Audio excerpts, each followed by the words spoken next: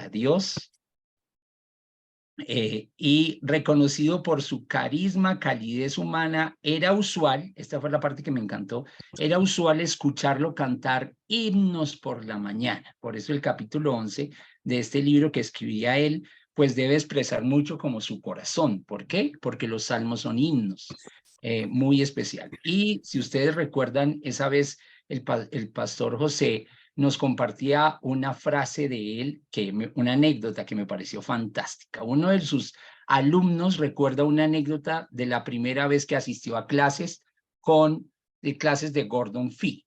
El profesor se levantó con ímpetu de su escritorio y anunció a todos los estudiantes en el salón: esta no es una clase sobre Nuevo Testamento, es una clase sobre inmortalidad. Fee ha muerto. No, algún día ustedes escucharán que Fee ha muerto. No lo crean. Él estará cantando con su Señor y Rey.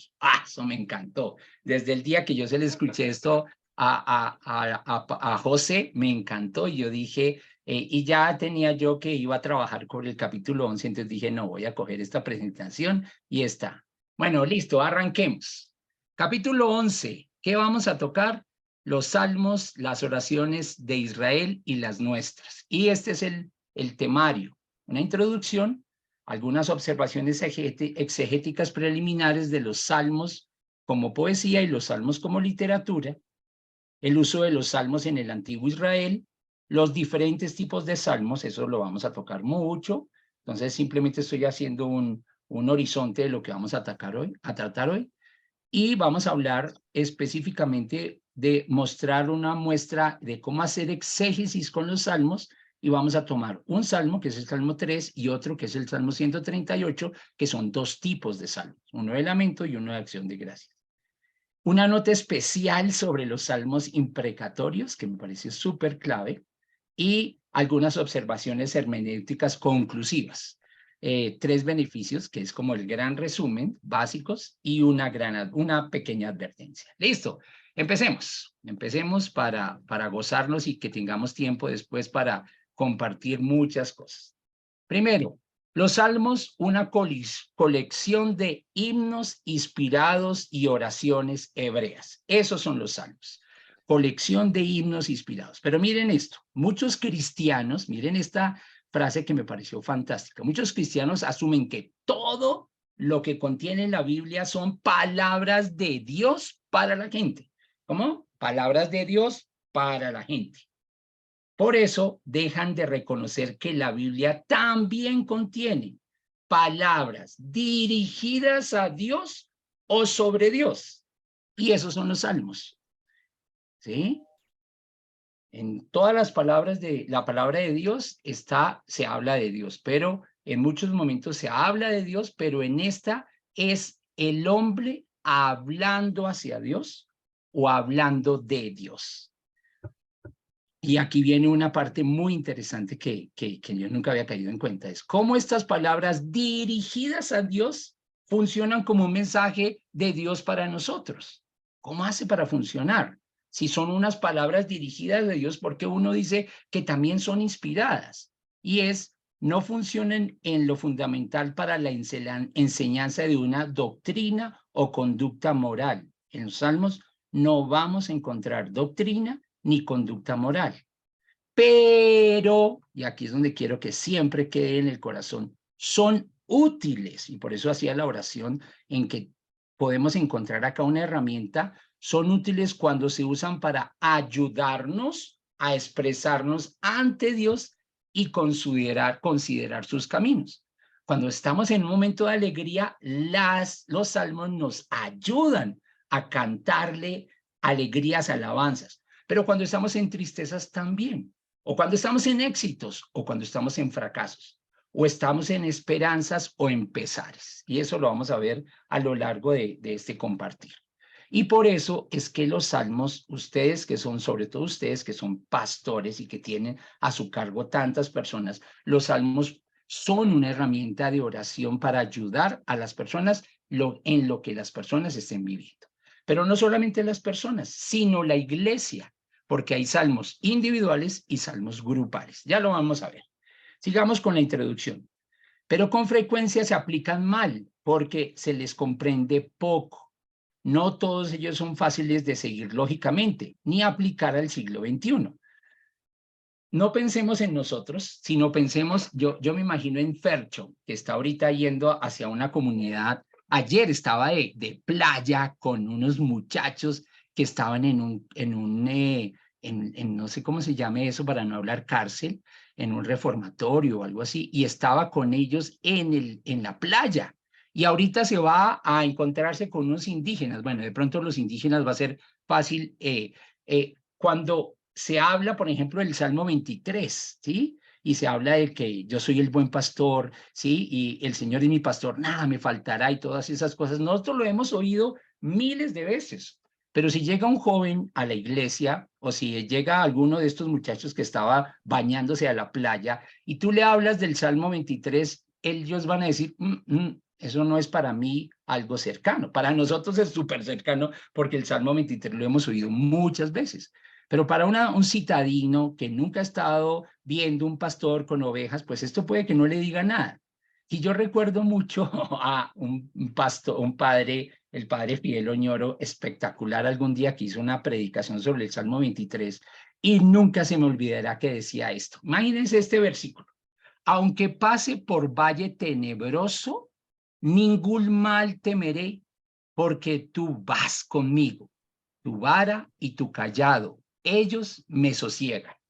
Si eso lo puede leer una persona que no sabe mucho o no tiene una explicación, pues aquí podría haber muchas equivocaciones, decía el padre, y yo dije desde ese día, wow, claro, pues la primera parte es clara. Si yo paso por valle tenebroso, ningún mal temeré, porque tú vas conmigo. Y él decía, ¿qué querrá decir tu vara y tu callado? Ellos me sosiegan. Y entonces decía, uy, vara, uy, eso será para corregirme. Wow. Y entonces él hablaba ese día y decía, la pantufla, como de las que hablamos acá. Esas me sosiegan. O el otro, no, el cable de la plancha, esas me sosiegan. Y él decía, no, no, no, no, no, no. Si tú entiendes la verdad que viven los pastores se llevan 100 ovejas ¿a qué? A pastar, se los llevan y van por todo el día y cuando llega la noche no alcanzan a devolverse. Y entonces, ¿qué es lo que tienen que hacer? Dejarlas ahí, ponerlas cerquita, ¿para qué? Para que los lobos no se las vayan a comer. ¿Y qué es lo que hacen? Cuando empieza a caer la noche, ellos se quedan ahí cerca y las ovejas están ahí en el frío, en la oscuridad. ¿Y qué es lo que pasa? Que cuando las ovejas oyen ruido, ¿qué es lo que hacen? Levantan la cabeza y empiezan a ver qué. La vara y el callado son qué. El callado es el callado donde el pastor lo coloca ahí y ahí cuelga su comida, cuelga su comida. Entonces, cuando las ovejas oyen ruido, voltean a buscar y ven el callado y dicen, mi pastor está cerca. Mi pastor está cerca. No voy a temer. ¿Por qué? Porque mi pastor está cerca. Y la vara no es para castigarme a mí. No, la vara es para defenderme. ¿Ante qué? Ante los lobos. Entonces, con esta pequeña explicación es como a veces los salmos no son fáciles de entender. Sigamos adelante. Otros salmos nos entregan su significado, no entregan su significado a primera vista. Por ejemplo, ustedes que lo conocen, cómo utilizar un salmo que parece negativo de principio a fin, como el Salmo 88 o el Salmo 137, 8 o 9. ¿Qué se hace con el deseo de que se estrellen a los niños de los babilonios contra las rocas? Uy, huepucha. ¿Sí? Los salmos tienen que tener una manera de explicarlos para poderlos aprovechar y que la gente no caiga allí y no los entienda. Sigamos, estamos en la introducción. En este capítulo recibiremos algunas orientaciones de cómo utilizar los salmos tanto en la vida personal como en la de los grupos y o las iglesias. Esa lo vamos a ver ahorita y ustedes lo van a poder utilizar mucho, mucho, mucho. Digamos que en la iglesia católica de la que somos Albertico, pues digamos que hay una liturgia muy bien armada, sobre todo, por ejemplo, esta Semana Santa que vamos a empezar, todo está súper bien planeado, hay una gente litúrgica que tiene una organización y los salmos están súper bien colocados en cada momento. Pero para ustedes va a ser algo súper clave el poder entender todas estas cosas. Listo. Vayámonos con una pequeña parte preliminar, algunas observaciones exegéticas preliminares. Dos cosas. Los salmos podemos verlos como poesía o los salmos podemos verlos como literatura. Empecemos como poesía. Esto es buenísimo.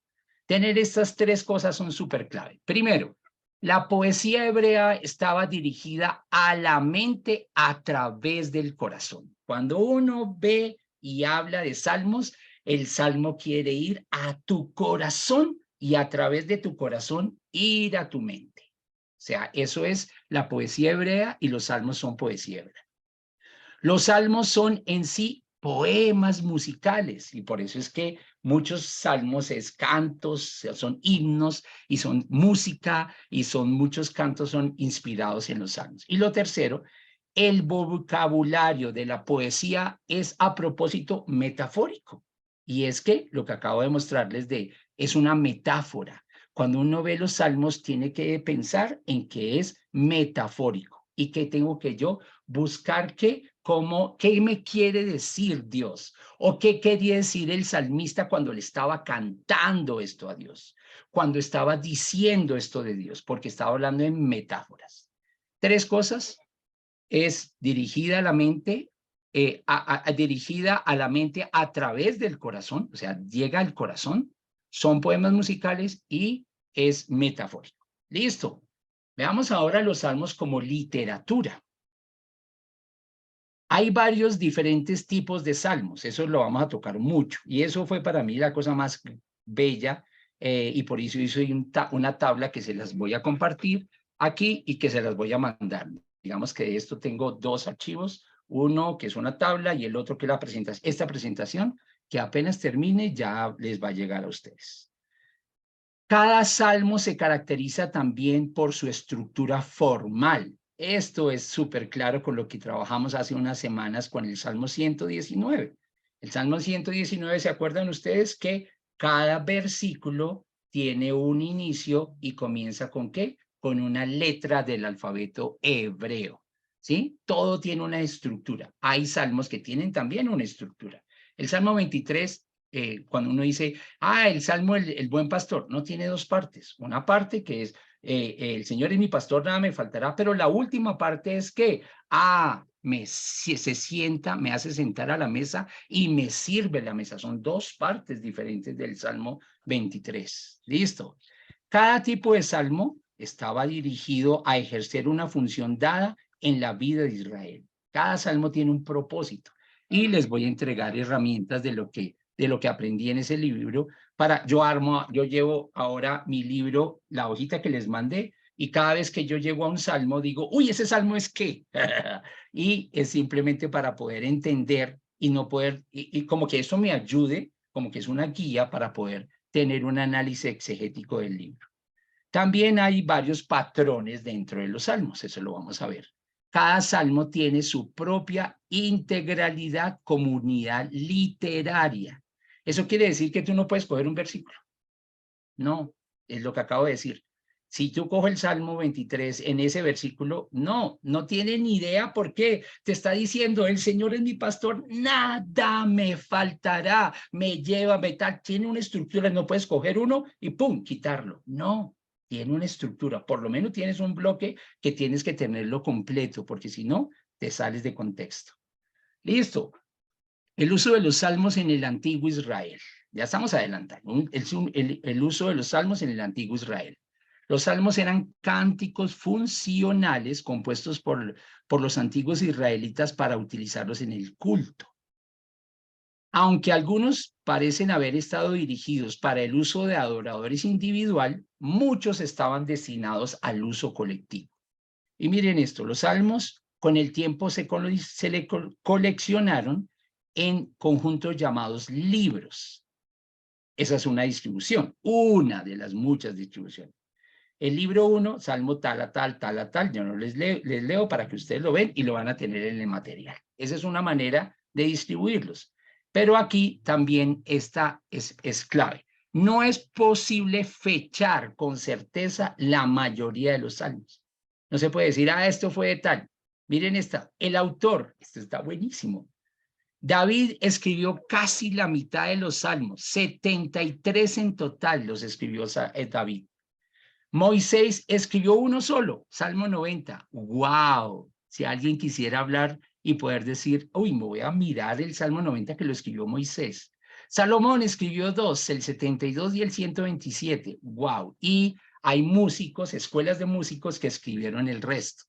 Muy bien. Después que los israelitas regresaron del cautiverio y reconstruyeron el templo, al parecer se hizo del libro de los Salmos una colección formal, con el Salmo 1 y 2 colocado al comienzo como introducción y como el Salmo 150 al final como conclusión.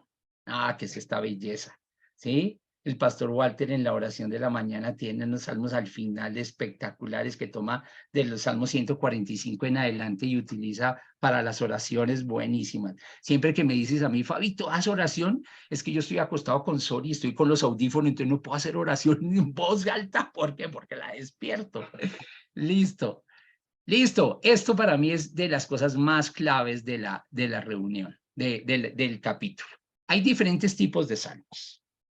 Lamentos, más de 70 salmos de elementos. Salmos de acción de gracias, 16. Himnos de alabanza, 16. Salmos sobre la historia de la salvación, 5. Salmos de celebración y afirmación, 28. Y salmos de sabiduría, 8. Perdón, me falta uno. Y salmos de confianza, 10. ¡Wow! Este podría ser una buena herramienta para poder decir, uy, quiero especializarme en salmos de sabiduría. Me voy a meter, ¿cuáles son los salmos de sabiduría? Y empiezo a estudiar los 8 salmos de sabiduría. Ahorita les muestro porque hay una tabla donde está todo eso. Salmos de confianza, ¿sí? Salmos de alabanza, salmos de celebración. Por ejemplo, este grupo de salmos de celebración y afirmación. Cuando ustedes estén en la iglesia y estén celebrando, hoy celebramos 5 años, cuando Gilbertico diga, hace 3 años que construimos este templo con mis manos y que la hice con mis manos, Chan, y vas a hacer una celebración, coge los salmos de celebración y alabanza y afirmación y pon a toda tu iglesia ¿qué? A proclamar lo que el Señor ha hecho contigo y con ustedes. Eso es lo que tienen que hacer. Listo, pero hay algunas otras divisiones adicionales. Los salmos de acción de gracias, que son 16, hay 6 que son grupales y 10 individuales, ¿sí? Himnos de alabanza, los 16 salmos de alabanza hay alabar a Dios como creador del universo, 4, alabar a Dios como protector y benefactor de Israel, 5, y alabar a Dios como Señor de la historia, 7.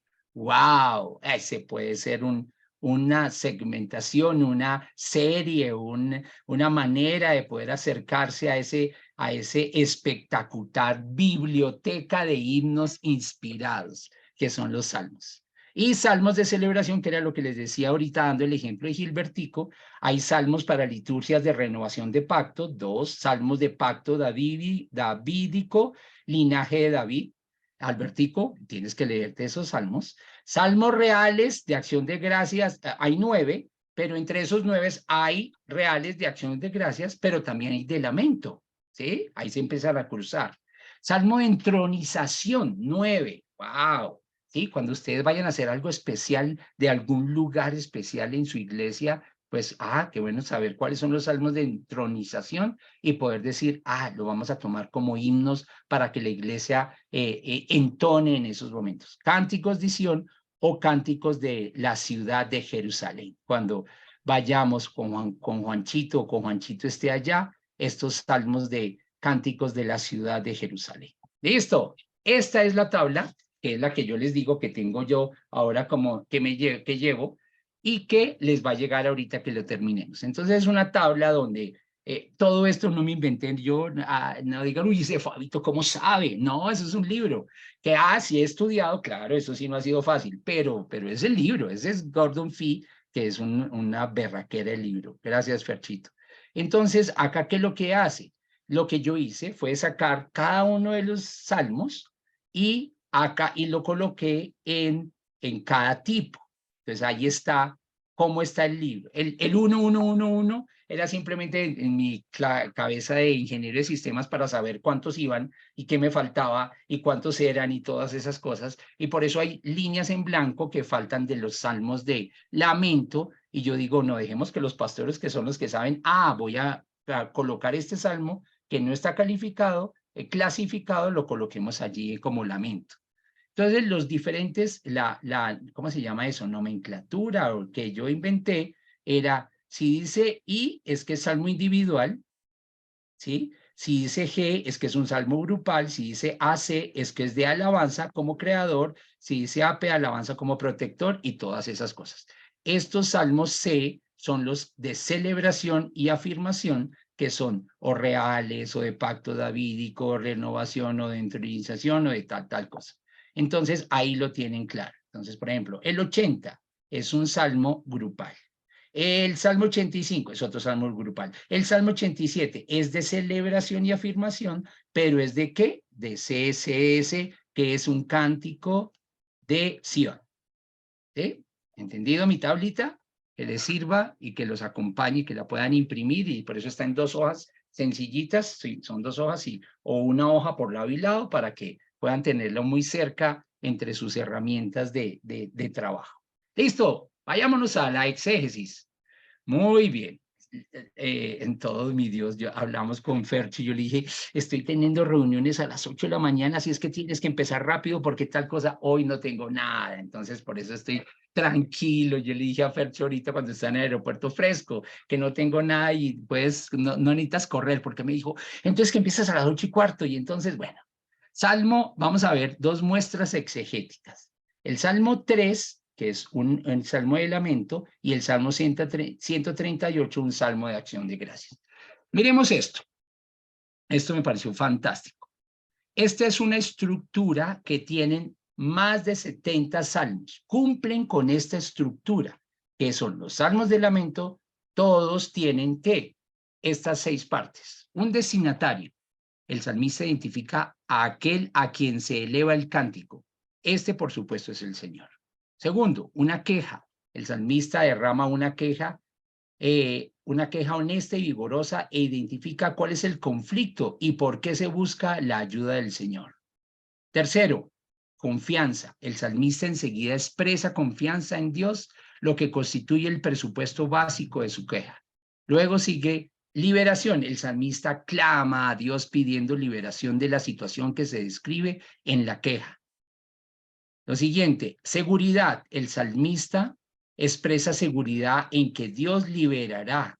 Esta seguridad es hasta cierto punto paralelo a la expresión de confianza. Y lo sexto, alabanza. El salmista ofrece alabanza dando gracias y honrando a Dios por las bendiciones del pasado, el presente y o el futuro. Listo. Imagínense esta berraquera, perdón, esta buena herramienta de tener esta estructura para poder analizar más de 70 salmos. Si tú tienes un salmo de lamento, ¿qué es lo que Gordon Fee nos dice? Busca estas 6 partes. Y ahora vamos a hacer un ejemplo. Un salmo de lamento. Este es el salmo. Muchos son, Señor, mis enemigos, muchos son los que se me oponen, y muchos los que de mí aseguran, Dios no los salvará. Pero tú, Señor, me rodeas cual escudo. Tú eres mi gloria. Tú mantienes, se me perdió el mouse para mover. Tú eres mi gloria. Tú mantienes en alto mi cabeza.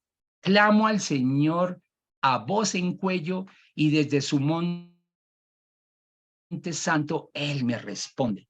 Yo me acuesto, me duermo y vuelvo a despertar porque el Señor me sostiene. No me asustan los numerosos escuadrones que me acosan por doquier.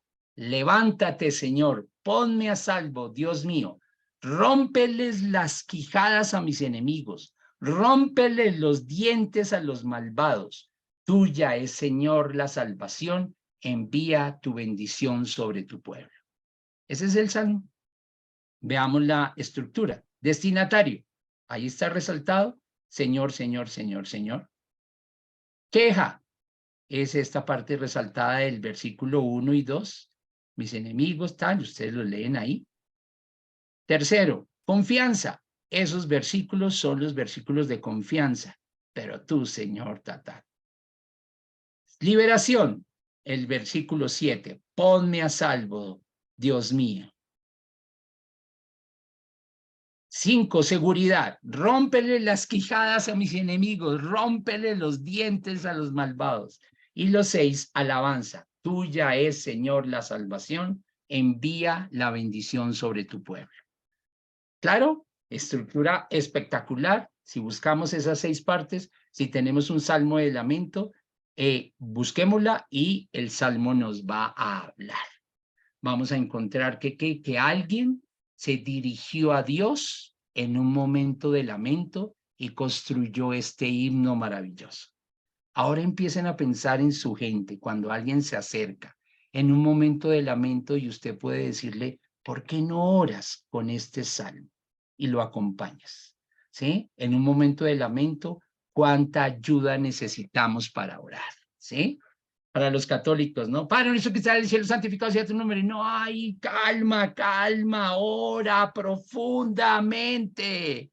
¿Sí? Los salmos también. Ora y gózate estos momentos. Vayámonos a salmos de acción de gracias. 16 salmos de acción de gracias. Y tienen todos esta estructura.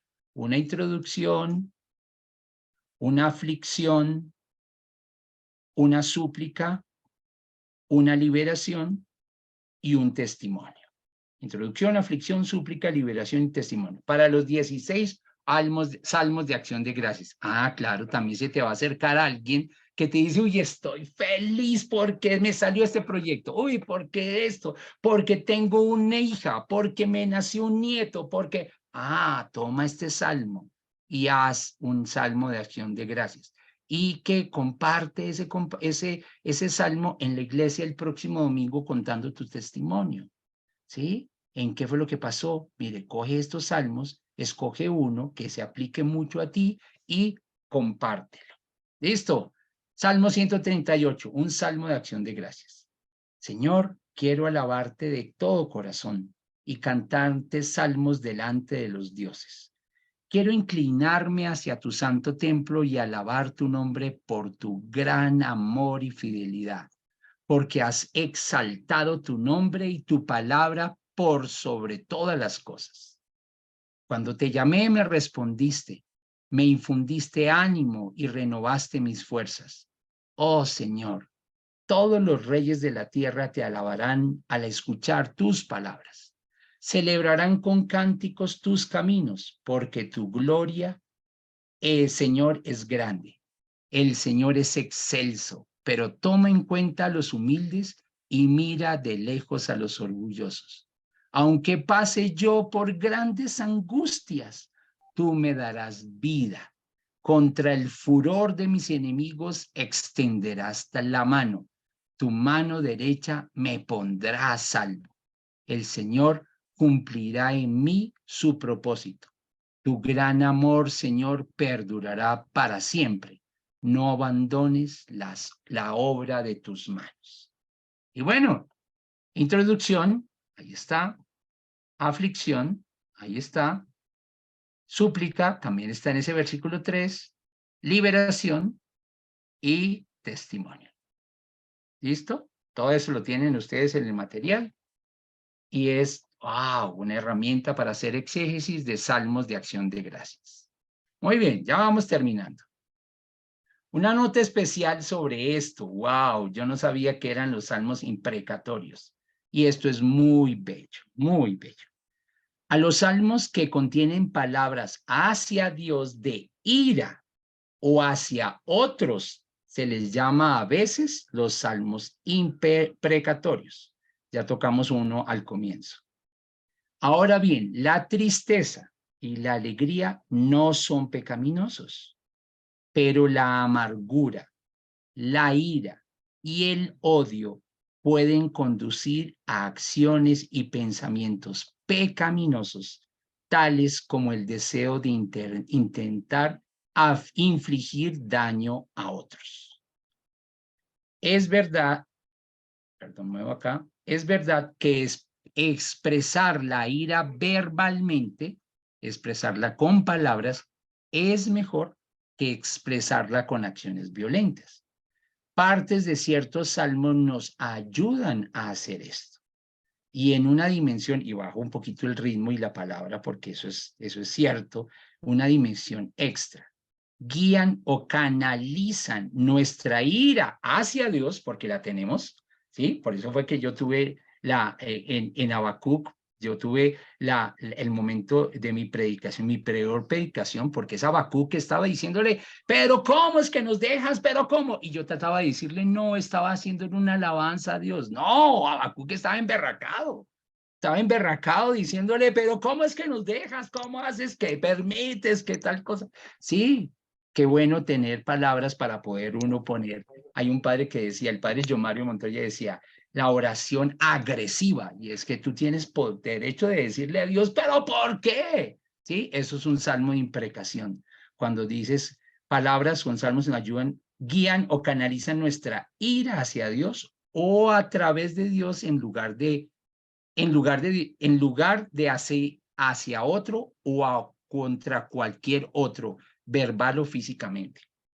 Yo sé que hemos vivido momentos muy duros. Siempre me acuerdo de José David diciendo todo lo que vivió. Pucha, eso tuvo que hacer muy bárbaro. Y cómo el Señor lo lleva y lo moldea y le dice calmita, y por eso es que este hombre tiene tanta cercanía a la palabra de Dios y se esconde ahí y sabe, porque esta es su herramienta para sanarse de tantas cosas que pasaron en la vida. Pero es como él, muchas personas. Fercho, ¿te acuerdas? Conocimos a una chica que entre este trabajo que estamos haciendo con las madres subrogadas, una chica que fue violada, ¿por qué? Por guerrilleros y que estaba en la mismísima caída y se encontró con un nuevo esposo que la sacó adelante y está teniendo todo un proceso y de sanación. Y Fercho le hablaba y estoy seguro que aprovechando todo lo que había aprendido en sanando las heridas, de cómo el perdón puede ayudar a todas esas cosas. ¿Pero qué? Pero cuando las personas tienen el dolor, encontrarse con salmos imprecatorios pueden ser una buena ayuda. Aquí está uno. Este salmo que me parece muy lindo ya ahora que lo entiendo. Junto a los ríos de Babilonia nos sentábamos y llorábamos al pensar en Jerusalén. Guardábamos las arpas, las colgábamos en las ramas de los álamos, pues nuestros captores nos exigían que cantáramos. Los que nos atormentaban insistían en un himno de alegría. Cántenos una de esas canciones acerca de Jerusalén. Hijo, pucha, me voy a poner a llorar. Pero, ¿cómo podemos entonar las canciones del Señor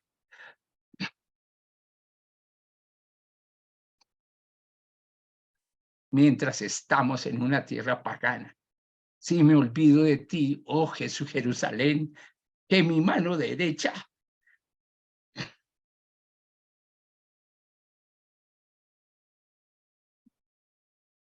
se olvide cómo tocar el arpa, que la lengua se me pegue al paladar si dejo de recordarte, si no hago de Jerusalén mi mayor alegría. Y aquí viene la parte imprecatoria. Oh Señor, recuerda lo que hicieron los edomitas el día en que los ejércitos de Babilonia tomaron a Jerusalén. Destrúyala, gritaron, allánenla hasta reducirla a escombros. Oh Babilonia, serás destruida. Feliz será el que te haga pagar por lo que nos has hecho. Feliz será el que tome a tus bebés y los estrelle contra las rocas. ¡Guau! Pucha. Esto es un salmo imprecatorio. Exactamente, con toda razón. Listo. Conclusivas. Terminamos. 3 beneficios básicos de los salmos. Primero, los salmos pueden servir como una guía para la adoración, es lo que les he insistido. Segundo, los salmos nos demuestran cómo podemos relacionarnos con Dios de una manera sincera, cómo ser francos al expresar gozo, pero también desilusión, enojo y unas y otras emociones. Tercero, Los salmos demuestran la importancia de la meditación y la reflexión sobre las cosas que Dios ha hecho por nosotros. Nos invitan a la oración, a controlar nuestros pensamientos en la palabra de Dios y un compañerismo reflexivo como creyentes. Y lo último es una advertencia. Concluimos este capítulo con una advertencia muy importante. Los salmos no garantizan una vida agradable. Lo que hacen es acompañarnos en cualquier situación que estemos viviendo. ¡Listo! Haremos esto.